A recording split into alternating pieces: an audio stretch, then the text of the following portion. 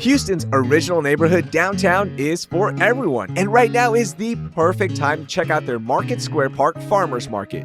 Every Saturday until November 16th from 10 a.m. to 2 p.m., the Farmers Market is putting a spotlight on local growers and makers who are providing access to seasonally fresh and affordable fruits and vegetables, plus meat proteins and prepared foods, as well as other household goods. There's also live music from local artists and other entertainment, and it's free. You can learn more at downtownhouston.org. Downtown Houston, get energized and revived. Today on CityCast Houston, a former police officer was found guilty of murder, but what else did the trial show us about our city's justice system? Plus, Mayor Whitmire has decided to put an end to sidewalks to nowhere, which has us wondering if that's good news or bad news for our neighborhoods. And yes, we have another update on the future of the turkey leg hut. Education advocate and attorney Monica Flores Richart and political analyst and communications expert Rafael Lemaitre are joining me to recap a busy week of news in H-Town.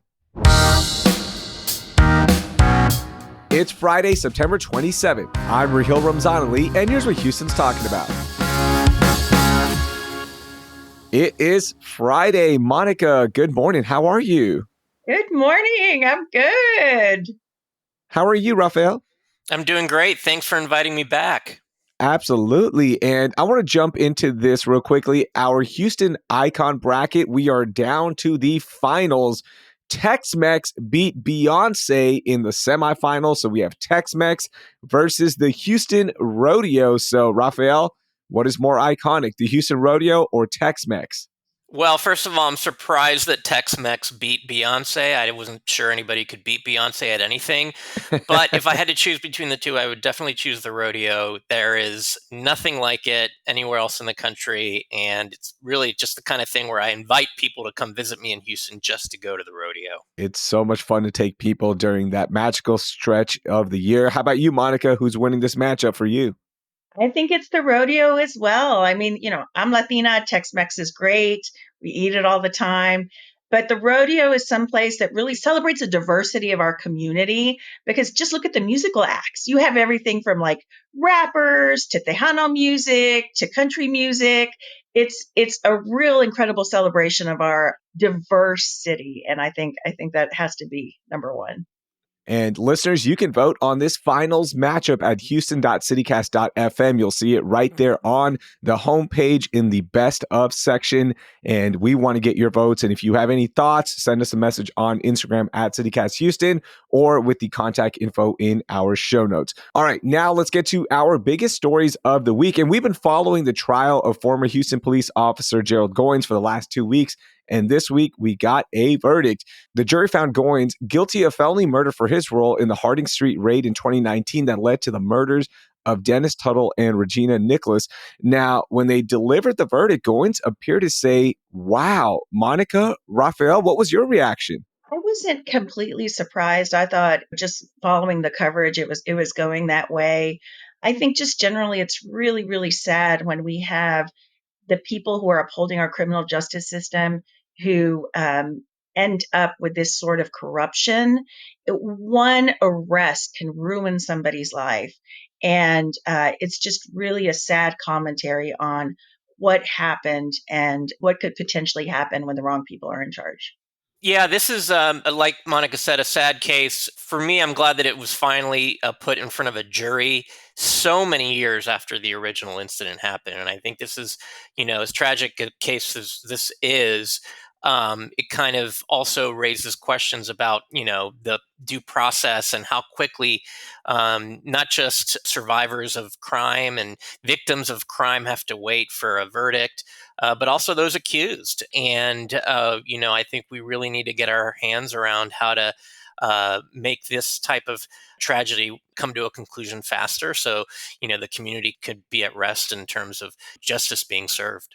Yeah, that's a great point. I hadn't considered that. Like, look how long this took. And by the way, prosecutors spent 2 weeks arguing that Goines lied about a confidential informant buying heroin from the home to obtain a no-knock warrant, and that directly led to the deaths of the married couple, Tuttle and Nicholas.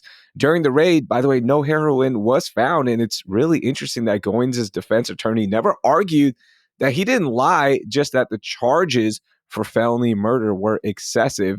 And one last thing on this trial and also about HPD during this stretch of time, 2019, right? We have this incident happen.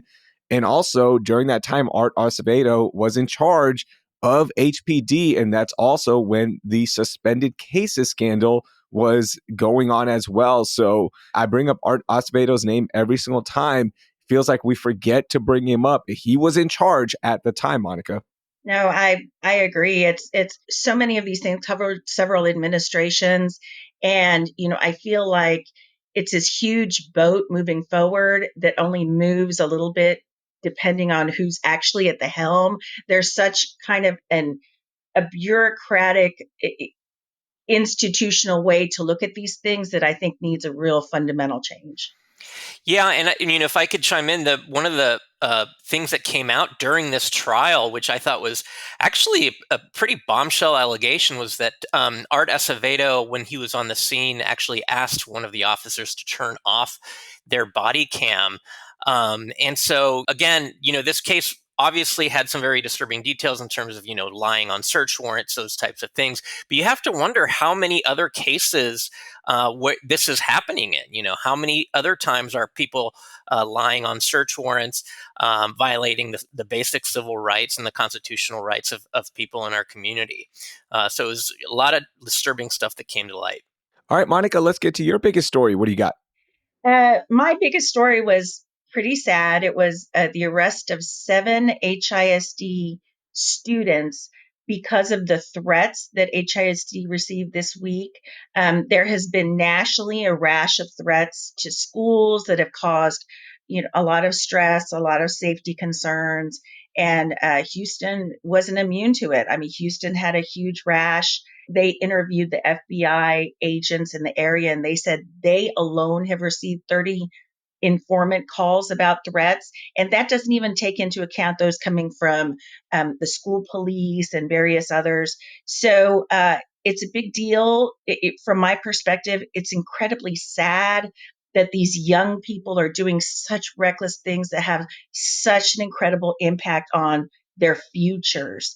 I think it's also a real reflection of where our youth are right now.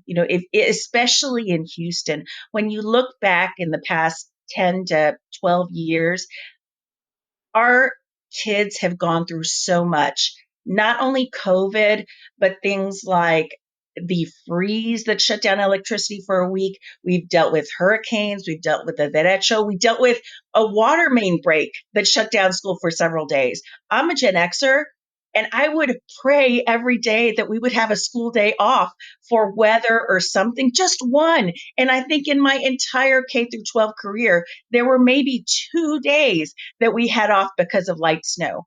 And I think about how many kids have been affected by all of these different issues that really has kind of destabilized the structure that they're used to. They can't rely that school will be open every day. All of these things that we used to rely on growing up just aren't there for them. Yeah, and this type of trauma really hit home for me when I met one of the survivors of the Santa Fe High School shooting. She told me that it had become routine for them to practice active shooter drills in addition to fire drills. And like Monica said, when we were young and in high school, that's the extent of what we had to kind of deal with. This is a very strong source of anxiety for young kids. My kid's school had a lockdown just last week because of a shooting near the school and some police activity near the school. And it's not just traumatic for the kids, it's traumatic for the parents too, who are getting text messages from the children, they're getting communications from the school. You always want to have as much information and more information as you can. And it's really tough for everyone involved. So it's hard to see that that this is a pattern here in Houston also. Yeah, unfortunately, this is just going to be a part of our children's lives, right? There seems to be no solution on the horizon. HISD has considered putting metal detectors at every school. I know there was talk of taking away cell phones during lockdowns as well, which would be scary for parents, right? Because you want to be able to communicate with your students, especially those who have cell phones. So there's a lot going on right now, but as a parent with a 9-year-old at an elementary school, it's part of life. And you just have to talk to them. You have to make them understand that this is unfortunately a part of life. And those in charge, this is my personal opinion, don't want any solutions, because if they did, they would have been put in place, and we don't have solutions. And so much is security theater, right?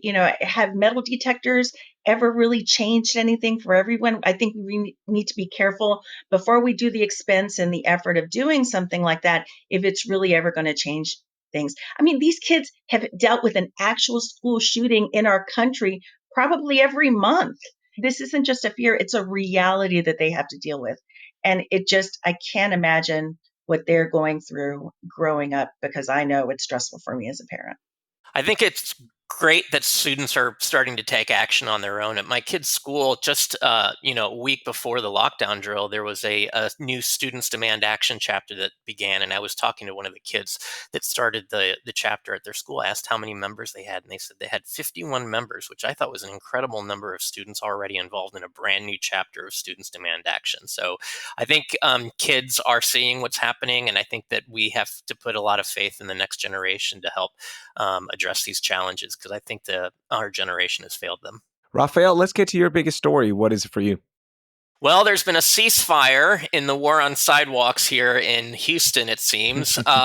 There were 3 members of city council here in Houston who were proposing to eliminate an ordinance that had a good intention, which was to create more sidewalks by requiring developers of single family homes to build sidewalks in front of a home, or give a certain amount of money per square foot to a sidewalk fund for the city. Unfortunately, the unintended consequence of that were these sidewalks to nowhere that we've all become familiar with in Houston. That you have a patch of sidewalk that just ends and looks very weird, and is kind of a uniquely Houston thing. 3 members of city council proposed to get rid of the ordinance. But Mayor Whitmire this week offered an alternative proposal, which was to allow the planning department to waive some of the requirements, essentially giving them some leeway and giving them some time to come up with an amendment they can vote on in December to see how they can fix this problem. To me, I'm not sure if this makes anybody happy. You have on one side the pedestrian groups, mobility advocates, disability advocates who have been fighting hard for more and more sidewalks in this city. And then you have the folks on the other side who are more the car culture enthusiasts who don't really see this as a priority. So it'll be interesting to see how this shakes out. I think it's unfortunate because, we are such a car-centric city.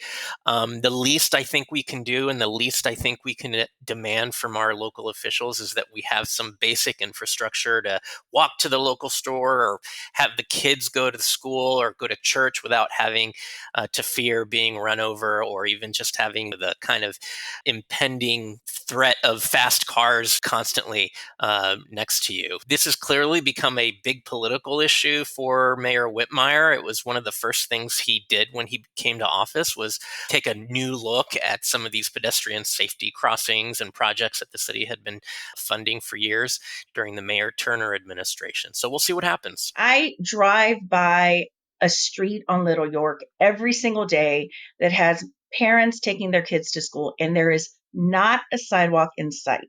The parents and the students have to walk in the middle of the street to get places. So whatever we're doing isn't really reaching the people I think that need the most.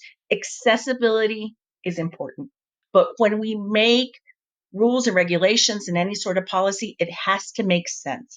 And there has to be a common sense element to it and a real vision of what the ultimate goal is.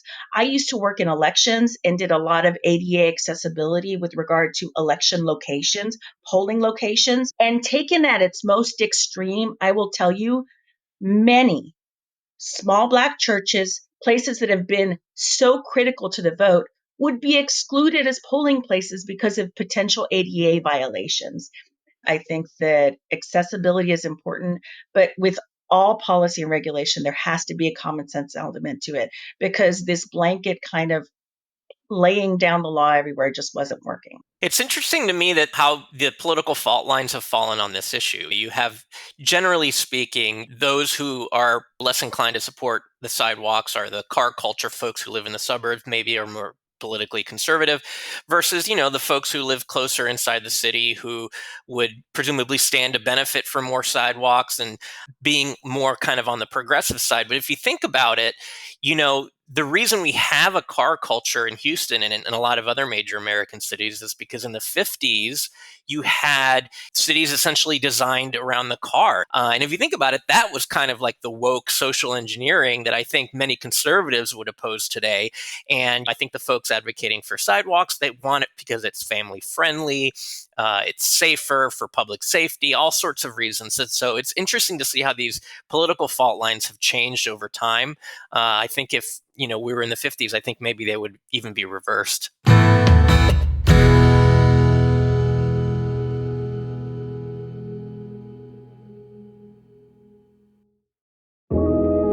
Houston's original neighborhood, downtown is for everyone, and right now is the perfect time to start a new Saturday tradition with the Market Square Park Farmers Market. Every Saturday until November 16th, from 10 a.m. to 2 p.m., you can enjoy this great weather that we're having and walk the farmers market like I do and check out all of the local growers and makers as they provide access to seasonally fresh and affordable fruit and vegetables, plus meat proteins and prepared foods, as well as other household goods. The best part? The Market Square Park Farmers Market is in collaboration with Central City Co-op, which is Houston's oldest organic sustainable food co-op. There are several parking options, and it is accessible by the Metro Rail, so you can easily get to it. You can also enjoy live music performances by local artists and other entertainment so the entire family can have fun. Learn more at downtownhouston.org. Downtown Houston, get energized and revived. Cool shoes. My brother would love those. Ooh, I don't share my sources. Well, I just found them using Circle to Search with Google on my new Samsung Galaxy Z Fold 6. What? And I texted them to my brother on the other side of this massive screen. Where did you get that phone? Lucky for you, I don't gatekeep my sources. Tell them.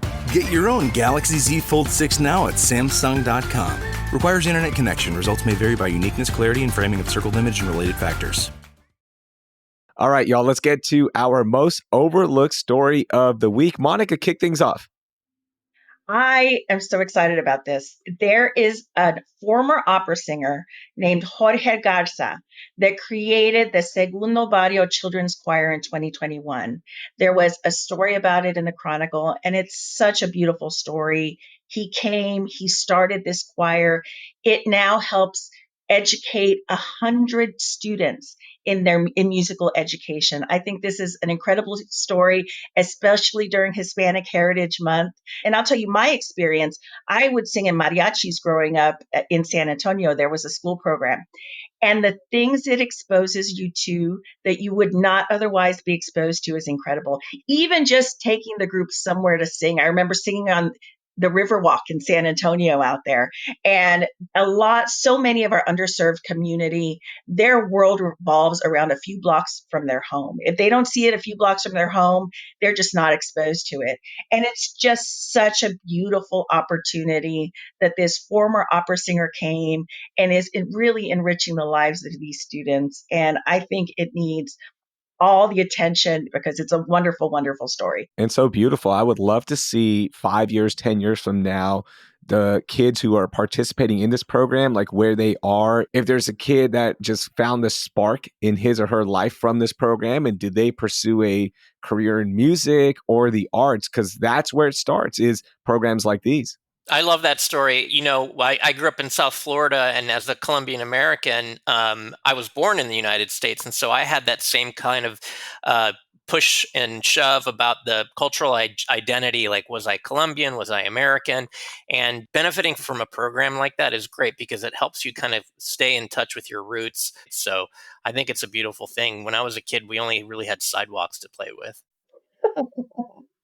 Okay, I'm going to get to my most overlooked story, and this is regarding children in Texas as well, but this is a little bit tougher because it impacted a lot of kids and not in a positive way. But more than 2 million people were stripped of their Medicaid coverage, with most of them being kids, because our state was in such a hurry to kick people off after federal funding ended. During the pandemic, billions of federal dollars were sent to states to keep people on Medicaid so the public health crisis wouldn't grow more than it did. Well, once those funds ended, states could remove those who didn't qualify anymore. The only problem is Texas rushed to kick people off, and in that process kicked off some people who really did qualify. And now there's a backlog of more than 200,000 people who are trying to get back onto Medicaid. And according to ProPublica and Texas Tribune, this could have been avoided, y'all. Come on, like, what are we doing here? And this comes from their investigation. And I've linked the story if you want to read more about the heartbreaking situation that some of our most vulnerable kids are going through right now. They found that Texas could have easily avoided this. Come on, what are we doing? It's horrific. I mean, it's just a horrific story. There's no excuse for it. I mean, our most vulnerable, the children that need it the most, we're just turning our backs on them. And you know what? At the end of the day, we are going to pay for this. Yeah. We will pay for this in the future. This might save a penny now, but in the future, it's going to cost us. And it's going to cost us as a society as well, but it's going to cost us in dollars as well. And I think it's just a real sad commentary of how the state really treats our most vulnerable. And that's just the thing. When you have state leadership that wants to restrict this kind of funding or make it harder for people to get basic health care, it, hinders their own agenda. We know that when you have young people who are healthier, they end up being more productive and they end up staying out of the criminal justice system and they end up contributing to their communities instead of being hindered. We should be helping these folks as much as we can in their formative years, because if you don't, then we're going to be paying the price, like Monica said, for generations to come. Rafael, give me your most overlooked story. Well, more drama with the turkey leg hut. We've all kind of followed the news about their challenges with health code violations, with mysterious fires. Turns out that bankruptcy is their newest challenge, and they may not reopen, which would be really sad for our community, I think. I have not had the chance to go to Turkey Leg Hut yet. I am still curious how you can stuff a turkey leg with anything. I thought turkey legs were already kind of self-contained and they have a bone in them. But, whatever, I want to be able to go. And so it's very sad that they are facing more troubles. This could really be a reality show. I mean, if somebody wanted to air a show about the trials and tribulations of the Turkey Leg Hut, I think that they would get a huge amount of viewership. I also saw that they are getting sued by gospel singer James Fortune, who said that he and his family put in more than $300,000 to the Turkey Leg Hut, never got any money back, obviously, because of everything that's going on. It's also an interesting story to look at in that this business looked like it could expand everywhere. And they really fumbled the bag. Like, that's the only way to put it. It has not been good. It's heartbreaking because it's impacting people in our community, employees of the Turkey Leg Hut. It is an institution, but just another layer to this drama, Monica. Yeah, it really is almost a cultural icon here in Houston. And to me, it really brings home how difficult it is to be a small business owner and how difficult it is to be a restaurateur. You could do everything right. You could have the great food, great recipes, a great staff, lots of hype, so much hype. And still, it can all go bad in a moment. So I think it brings home how important it is for us to support our mom and pop businesses all over the place, and what a real challenge it is to have it, especially in a city like Houston, where we love to eat out and we love our restaurants. This story is also interesting in that you think a business is thriving and they are probably printing money, but behind the scenes, there's so much going on, and you find out about the actual challenges. That's scary. That's scary because it looked like everything was great with them. Yeah, and I was looking at, some of the health code violations, and it's things you wouldn't imagine, things like uneven floors or washing things with a garden hose outside. I mean, you think usually cockroaches and things like that, but that's not really what got them at the end of the day.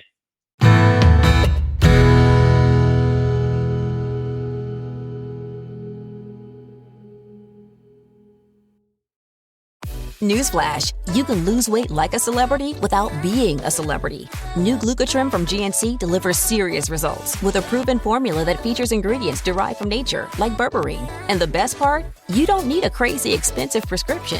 Glucotrim works with your body to support healthy blood sugar and protect lean muscle mass, unlike other products out there. And did I mention it's caffeine-free? So if you want real results, get on that celebrity weight loss level with new Glucotrim. Get it at GNC. Why does this room look amazing? What'd you change? I just got these custom shades from Blinds.com. It's all online, so it's really easy. I remember shopping for blinds. I waited around all day just to get a quote. It took forever. And the worst part, hidden fees. How about you? I chatted with my Blinds.com design consultant on my time. Plus, they make it easy to DIY or add installation like I did. Blinds.com sounds way better. Way better. Shop Blinds.com for up to 50% off site-wide. Rules and restrictions may apply. All right, let's get to our moment of joy. Let's end this week on a high note. Rafael, kick us off. What was your moment of joy? Monica, I know you live close to me. I don't know if you've ever been there, but there's this amazing car wash called Dr. Gleam right outside the Loop on Ella. This is like the most Houston car wash ever. Not only can you get your car washed, but when you go in there, there's a cafe. You can get your hair cut. You can get a massage. They sell flowers. There's even a prayer wall, so you can get a healthy dose of Jesus while you're there. It's really an amazing place to go. I encourage everyone to at least try it one time. And it's amazing. Monica, have you been there? No, I haven't, but I absolutely will be going in the next week. That sounds incredible. It sounds like the kids would love it too. Rafael, is this a hand car wash or is this a conveyor belt car wash? It's both. You can get whatever you want. Also, you can get your oil changed and you can get a gas fill up while you're there. And by the way, I'm not being paid by Dr. Gleam. I am not in the pocket of Big Car Wash at all. So there's no financial entanglement between me and Dr. Gleam. But yeah, you can get, it goes through a conveyor belt and then, they do the hand wash at the end if that's what you want. Okay, here's my theory on car washes. And we've seen them pop up all over Houston and in the suburbs as well. Like literally, there are 3 on every corner. It seems like it's a new Starbucks, right? Here's my theory. I think because of the show Breaking Bad, where Walter White and his family used a car wash as a front for their drug business, people are like, wait, car washes make this much money? Why don't we start one? I think it's because of that, by the way. Totally off topic here, but that's just my theory I want to throw out there. What do y'all think? You may not be far off. And, if you live in a car-centric city, you may as well try to make some money off of it. Yeah, and they say that dirty industries are where the real money is. So laundromats and, they wouldn't be popping up all over the heights if they weren't making money. So there's something to that, I think. I still wash my car by myself. It connects me to my vehicle, all right? So I don't know. I just like doing it. How about you, Monica? What was your moment of joy? This is the kind of news that can make my day or break my day. And such good news has been coming out with regard to Latino voting in the past week or so. I don't know if you'd heard, but Bad Bunny had come out and was really lamenting voter apathy in Puerto Rico. And that completely changed the atmosphere there. And they've had new voter registrations from young people. I'll tell you, I'm a little bit on TikTok.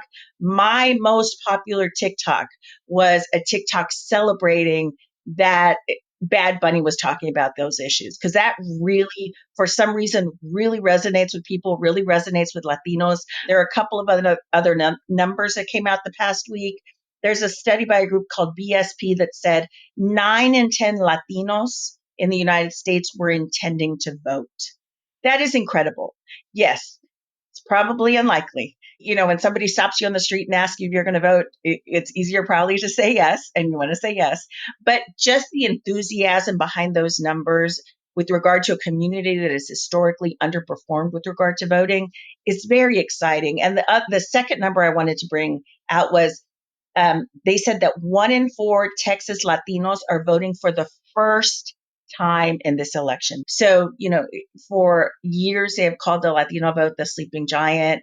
I think that we're starting to see real stirrings. I mean, things were good in 2020, but I think that we're really seeing a movement towards the Latino vote really mobilizing and Latinos really having a strong voice in shaping our future.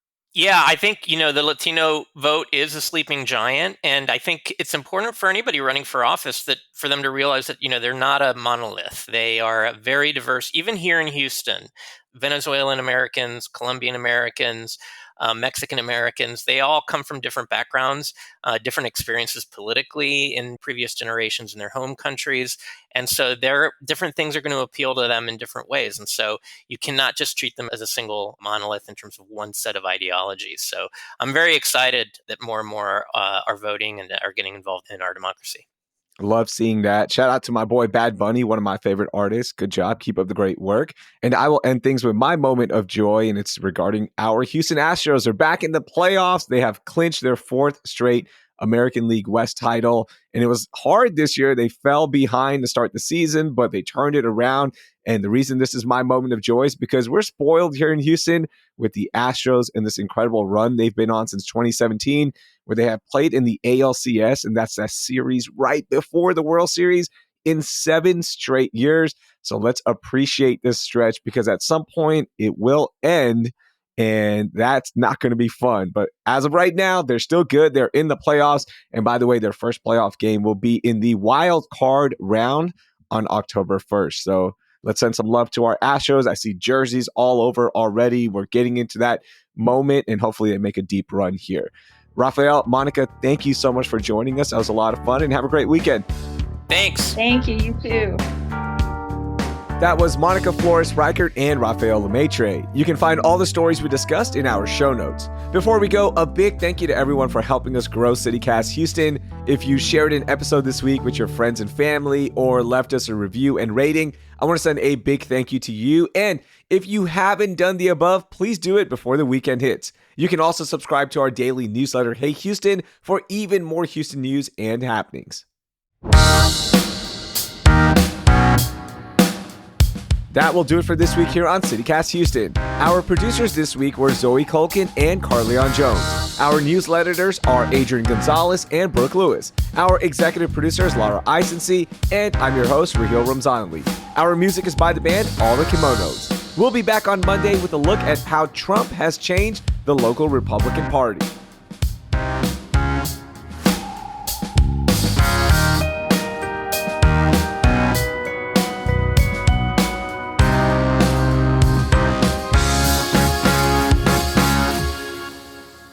They were using a car wash to front. They were using a. Okay, I'm going to read that. So make it clean. 3, 2, 1.